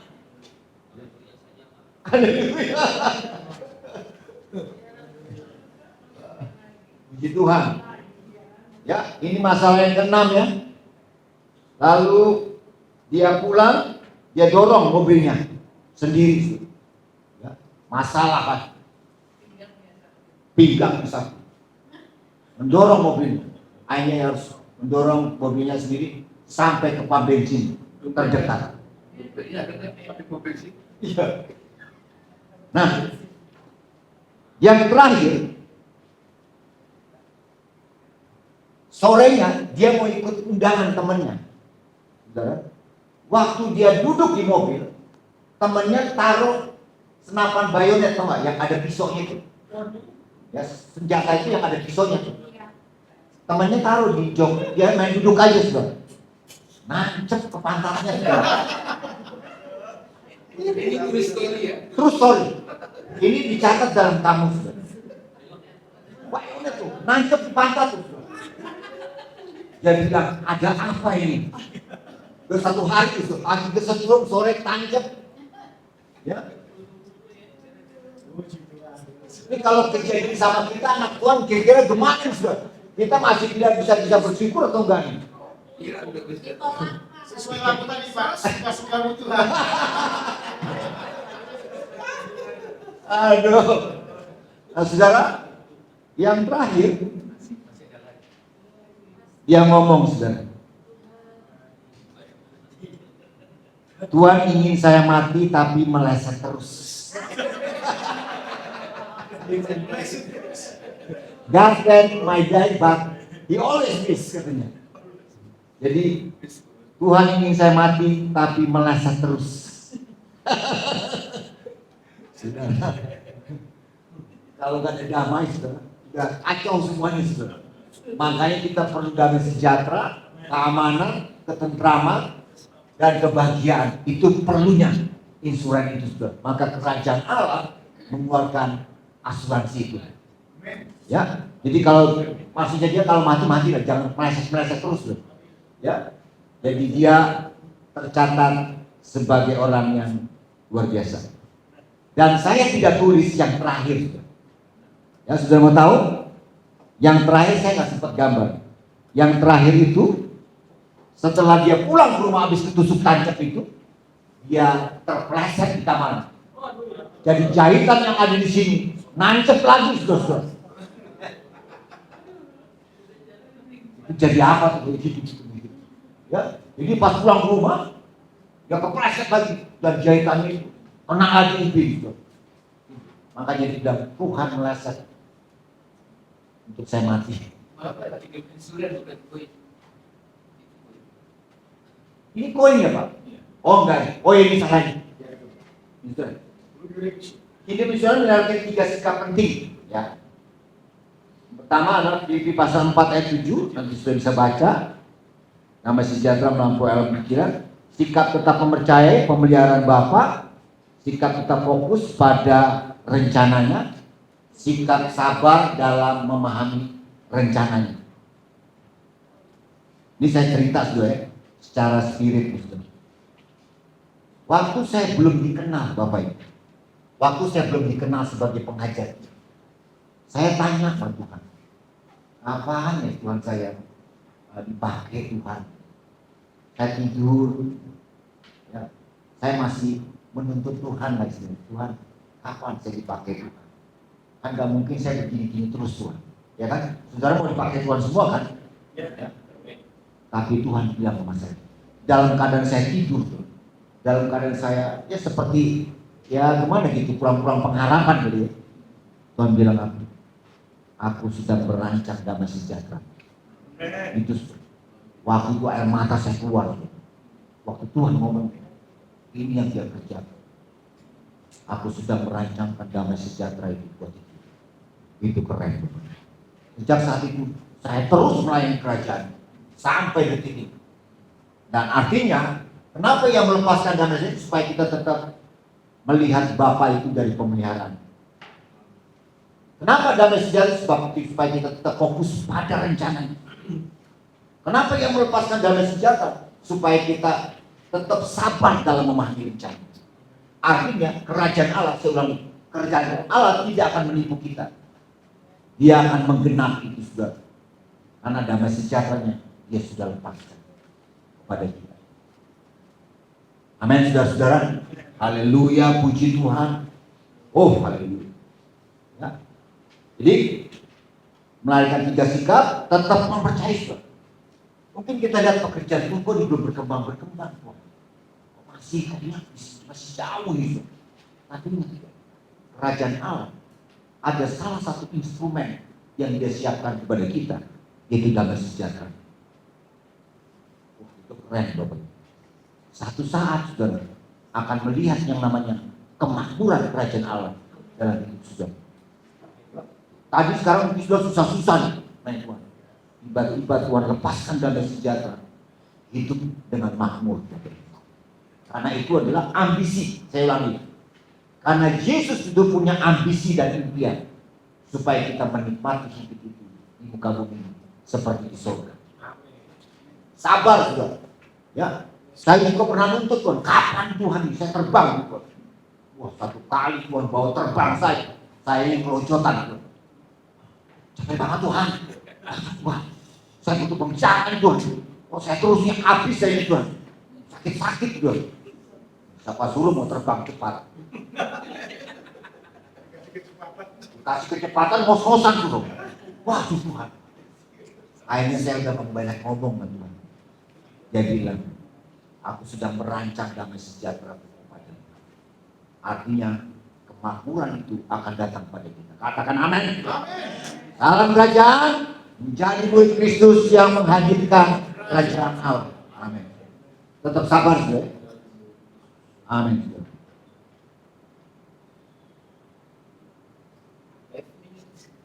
Ya. Ini dia. Esensi damai sejahtera adalah kepuasan hidup. Esensi damai sejahtera adalah puas hidup saudara.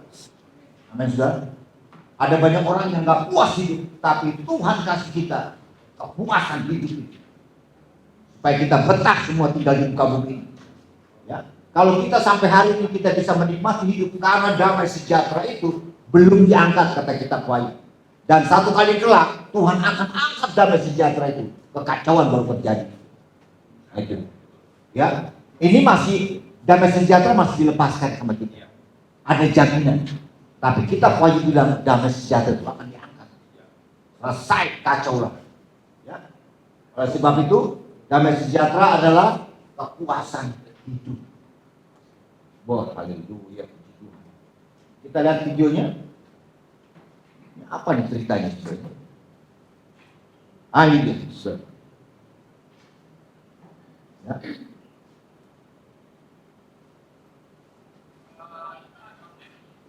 Ada perampok datang.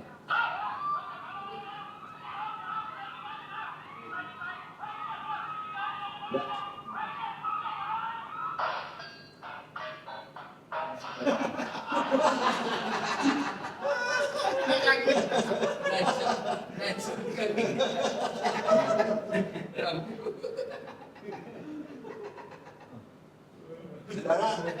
Itu probability-nya itu 1%.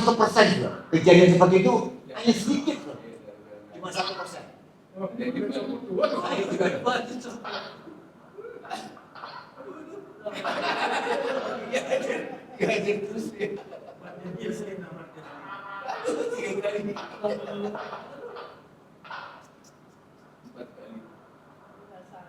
Ya,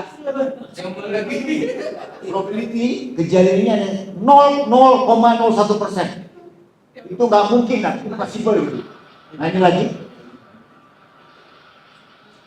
udah angin puyuh.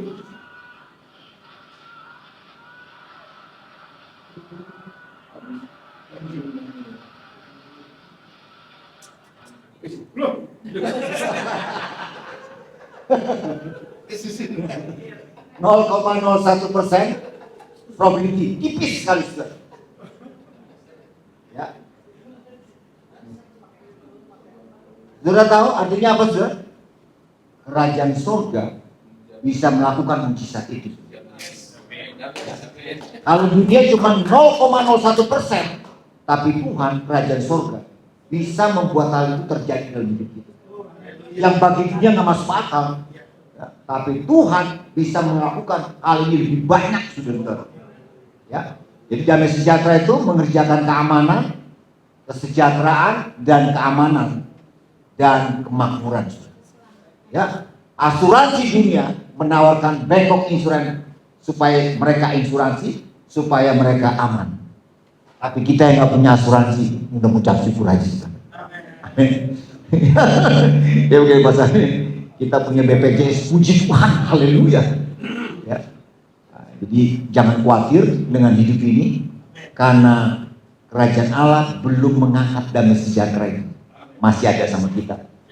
Ya, puji Tuhan. Ya saudara, demikianlah sesi ini, ringan kan saudara, nggak terlalu berat. Ya. Ya. Ya ringan, sesi ini ringan. Pertanyaan ada, silakan Pak. Oh, pertanyaan terlalu besar. Ya mungkin ada pertanyaan untuk sesi Kingdom Insurance ini. Saya persilahkan. Mungkin ada yang mau bersaksi pernah Tuhan melakukan Atau mau bersaksi. mengalami damai sejahtera ini, silakan. Ya, supaya saya juga punya berdarah kesaksian ini. Mungkin ada yang mau bersaksi, silakan mau share untuk kita tentang Kingdom Insurance. Ya, saya sedikit. Tuhan, Bapak Ibu Saudara, sekitar tahun 2016 saya melayani satu gereja di Bandung sini. Kemudian 2017 diutus ke Palu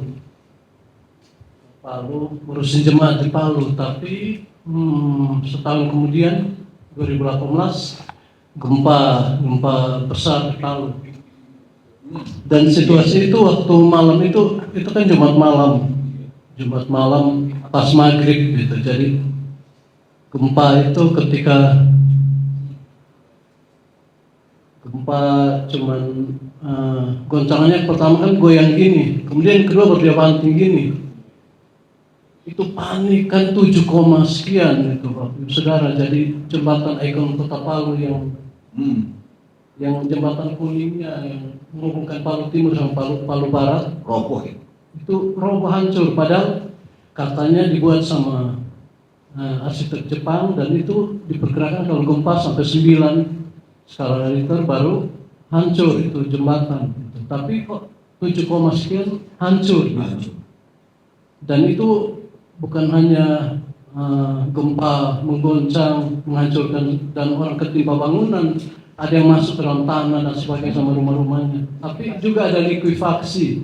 Itu sejarah pertama di dunia. Katanya di Jepang itu ada likuifaksi, tapi skalanya cuma kecil, 10 meter, 20 meter. Itu ada 3 titik likuifaksi di Petobo namanya. Petobo itu daerah perumahan, dari perumahan yang kecil-kecil sampai perumahan bagus.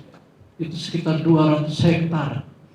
Dari atas digulung dari bandara patah, kemudian pohon-pohon semua masuk, rumah tingkat juga tinggal atapnya aja itu. Jadi gulung dari atas sampai menggunung, sampai satu rumah sakit, ada punya pendeta itu, rumah sakit Bersalin ibu dan anak, itu di Jalan Soeharto itu numpuk di situ semua. Itu lumpur dari atas datang menggulung sampai tembok rumah sakit itu. Pas ada 6 bayi semalam itu, sore itu baru lahir 6 bayi di rumah sakit itu. Dan itu lumpur sampai situ langsung sampai tembok, dia langsung muter itu ke sana, melingkar gitu lumpurnya, dan numpuk di bawah gitu. Rumah sakit itu nggak patah, nggak ini sedikit pun, karena di situ ada di lantai 4-nya ada menara doa kota gitu. Mereka tiap gereja-gereja bisa berkumpul dan berdoa di situ. Gitu. Jadi malam itu semua panik, semua orang, karena dari tsunami, dari pantai juga tsunami besar dan sebagainya. Jadi hancur. Itu kematian hampir sampai 2.000 orang. Itu yang hilang di Petobo aja 800 hilang. Itu yang tercatat aja, yang hilang orang nggak tahu.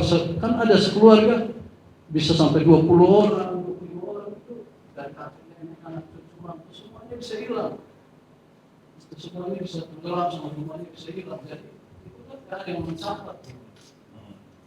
Hilang aja. Pokoknya kita nggak tahu mereka ada di luar kota atau ada di situ dan hilang dan sebagainya. Jadi yang tercatat aja 800 orang gitu hilang.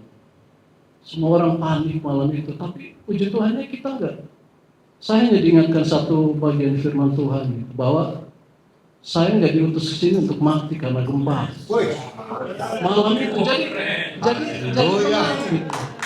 Ya, saya cuma tenang, kemudian saya keluarin mobil, saya bawa keluarga, anak istri ke, orang bilang jangan lari ke pantai, kita berlarinya ke atas, karena itu tsunami, likuifaksi, kemudian gempa, jadi hancur. 2 titik, dan satu dari Donggala itu dari lautnya, dari teluknya, satu dari Sigi, Kabupaten Sigi. Nah itu dari daratnya, jadi menjepit kota Palu di tengah-tengah, jadi hancur betul-betul itu kota Palu. Ya, jadi itu Jumat malam. Sabtu itu kota mati. Sabtu orang pada ketakutan, jadi semua Alfamart di sana nggak ada Alfamart, Indomaret, adanya Alfamidi. Itu sama Bumi Swalayan. Jadi Swalayan cuma 2, Alfamidi sama BNS. Itu semua orang awalnya cuma cari makanan, itu ambil bahan makanan, tapi datang orang luar, sampai AC apa semua dirampok, itu diambil. Motor orang tinggalin, dinaikin ke mobil, dibawa pergi gitu. Mobil-mobil sampai cabut bannya, dicabut AC-nya semuanya. Jadi ada peristiwa terakhir itu kan peristiwa penjarahan. Sampai pom-pom bensin itu kan orang ketakutan mau keluar dari Palu, kan nggak ada bensin untuk pergi gitu. Bandara cuman Hercules yang masuk untuk evakuasi yang sakit, yang luka-luka, orang tua sama anak-anak. Yang muda-muda biarpun orang mempunyai uang berapa juga nggak bisa diterbangkan itu. Jadi kepanikan terjadi di kota itu. Nah itu Sabtu Minggu itu orang mulai ketakutan dan menjarah, semua cari bahan makanan, dan bukan hanya bahan makanan tapi orang rampoklah, semua dicuri. Jadi kekacauan betul di kota Palu. Akhirnya hari Minggu itu kan orang fokus pada yang masih hidup, yang luka-luka, yang itu. Kemudian yang pergi, yang keluar yang diselamatkan kan luka-luka sama tua anak-anak. Sedangkan jenazah itu bertaburan di pantai, itu begitu banyak jenazah gitu. Kayak kita lihat ikan pindang ditumpuk kayak gitu. Jadi banyak jenazah dan orang mati penasaran. Yang dari pantai kan dipukul ombak, dihempaskan, ditarik lagi. Jadi banyak yang maaf kata nggak ada satu helai benang pun di badannya gitu. Jadi ada yang kakinya hilang, kepalanya hilang dan sebagainya. Kita lihat, tapi Tuhan luar biasanya, Tuhan kasih kita kekuatan, maksudnya damai sejahtera. Dan doa kita waktu itu kan di gereja ini kan kita udah dapat tentang, maksudnya Yohanes pasal 14 ayat 27. Damai sejahteraku aku berikan kepadamu. Jadi Yesus mau memberikan kita damai sejahteranya. Damai sejahtera Yesus miliki. Yesus miliki itu saat dia ada di tengah badai, murid-murid ketakutan sampai dia tidur nyenyak di buritan gitu. Ya. Padahal di tengah badai gitu.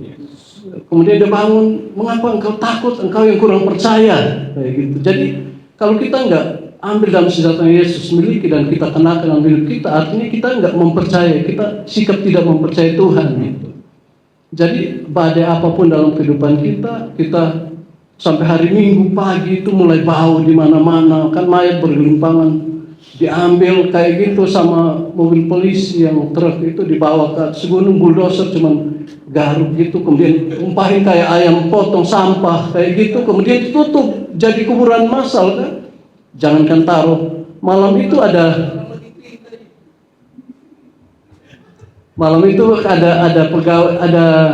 pegawai kita, Bapak Ibu Saudara, yang punya karyawan, dua cewek masih muda meninggal, dan kita bawa pergi ke rumah sakit Bayangkari. Kita simpan 2 jenazah, itu baru ada sekitar 8 kantong jenazah.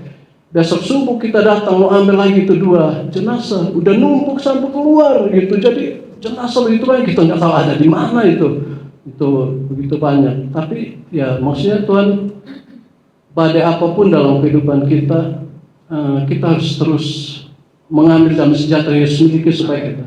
Ya, Tuhan.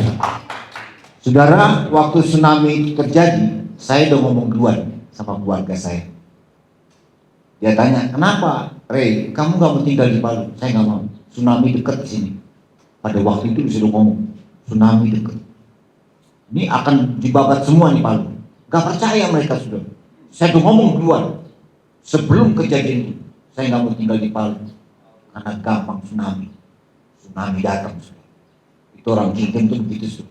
Punya privilege, pengetahuan, hikmat, dan seperti itu Tuhan kasih tahu kita. Damai sejahtera. Mantap Pak. Saya datang sini bukannya untuk diutus untuk mati juga. Itu bagus. Kalimat itu dipegang. Ya, Tuhan datang sini untuk utus memberitakan firman Tuhan, bukan diutus untuk mati, saudara. Haleluya, puji Tuhan. Dapat satu. Terima kasih buat kabarnya Pak Reynold ya, luar biasa sekali ya. Mantap sekali. Pokoknya sebenarnya kita sedikit kagok ya, tapi karena kita waktu dan segala macam, kita juga fisik harus benar-benar fresh, persiapan nanti malam.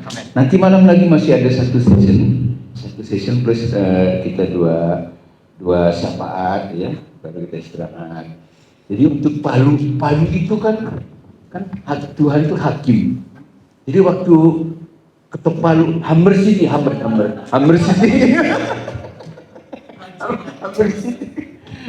Banyak kesaksian hamba-hamba Tuhan di Giberuk juga banyak kesaksian luar biasa ya. Kami pas dengar itu luar biasa memang. Puji Tuhan. Kini waktunya kita mau dengar closing statement dari hambanya Pak Herman. Mohon mari Pak menyampaikan bahwa rangkumkan pesan apa yang disampaikan, closing statement, langsung tutup dengan doa. Sudah itu kita istirahat, nanti kembali makan jam 6 sampai jam 7. Di tempat ini kita di atas jam 7. Enggak, silakan Pak. Kita beri aplaus dulu untuk Pak Herman. Puji Tuhan, luar biasa ya. Ya, ini untungnya karena Pak Gunadi, ya, kita maklum ya, beliau sudah cukup panjang, sepanjang pagi ini, sampai sore dia perlu istirahat, kita maklumkan. Jadi saya diberikan kesempatan untuk memberikan closing statement oleh ini. Saya kagumi orang Batak tapi logatnya Sunda. Saudara, yang pertama kita harus mengucap syukur bukan hanya kepada Pak Reynold, tetapi kepada Raja di atas segala raja, Tuhan kita Yesus Kristus, yang punya kerajaan itu, saudara. Dan kalau saya lihat benang merahnya, saudara, rasanya ini adalah bagian dari apa yang menjadi pemikiran Pak Gunadi untuk membangun CMC, saudara. Dan kalau beliau selama ini hanya membangun Jabotabek, saya sebagai orang yang tahu di CMC, bagi saya itu tidak ada masalah, ya kan, karena memang pada dasarnya adalah harus ada yang menjadi contoh, ya. Dan hari ini setelah saya lihat peserta pengalaman yang Bapak Ibu sekalian tampilkan, maka saya menganggap bahwa ini adalah karya Tuhan. Karya Tuhan untuk kita mengembangkan Kingdom of God. Ya?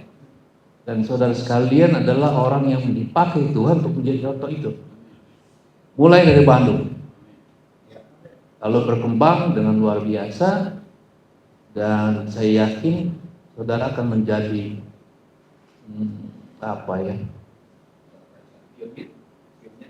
lebih dari itu, ya. Kalau kerajaan Allah itu harus ledakannya luar biasa, dan itu saya pikir saya sendiri tidak bisa menjangkau dan mengekspektasikan, karena ini pekerjaan roh dan itu akan dikerjakan sesuai apa yang Tuhan inginkan. Jadi siap-siap saja, lakukan saja. Saya percaya Tuhan akan perlihatkan kedahsyatannya buat kita semua. Saya pikir itu saja. Dan mulai saat ini mungkin kalau saya lihat tadi dari hasil pembicaraannya, sudah saatnya kita tidak lagi melihat secara textbook, ya. Ini Bapak Tara kita kan bilang pewahyuan tadi. Saya sampai kaget loh, Pak. Dia jauh berdiri, dia bilang pewahyuan. Wah, ini mantap. Tadi saya mau saya teruskan tuh. Tapi nggak usah lah, nanti jadi panjang urusannya, nanti Pak Reynold udah bicara, saya yang bicara. Jadi tidak lagi textbook. Orang-orang yang hidup di dalam kerajaan Allah itu adalah orang-orang yang hidup di dalam pimpinan Roh Kudus, berarti dia ada di dalam dunia roh yang tidak terbatas. Bukan textbook, ya. Itu bukan textbook. Terima kasih. Itu saja yang saya mau sampaikan. Jadi selamat menikmati hidup di dalam kerajaan Allah. Luar biasa. Oke. Ini doanya apa nih? Ada istirahat doang. Mau malam-malam. Semuanya didoakan. Oke, kita berdoa, ya. Bapa, kami bersyukur dan terima kasih atas apa yang Kau lakukan bagi kami di sepanjang kami mendengarkan pencerahan yang Kau berikan melalui hamba-Mu Pak Reynold, Tuhan. Kami percaya inilah saatnya, Tuhan, Kau bukakan cakrawala baru bagi kami sehingga kami boleh masuk ke dalam dunia yang baru, dunia kerajaan Allah, dan kami akan menikmati bagaimana hidup bukan lagi secara manual, tetapi secara otomatis dipimpin oleh kuasa-Mu dan mengalami mujizat-mujizat luar biasa. Terima kasih Bapa, dan sebentar kami akan istirahat, dan kami percaya Tuhan tetap bersama dengan kami. Di dalam nama Tuhan Yesus Kristus kami berdoa dan syukur. Haleluya. Yang percaya katakan amin.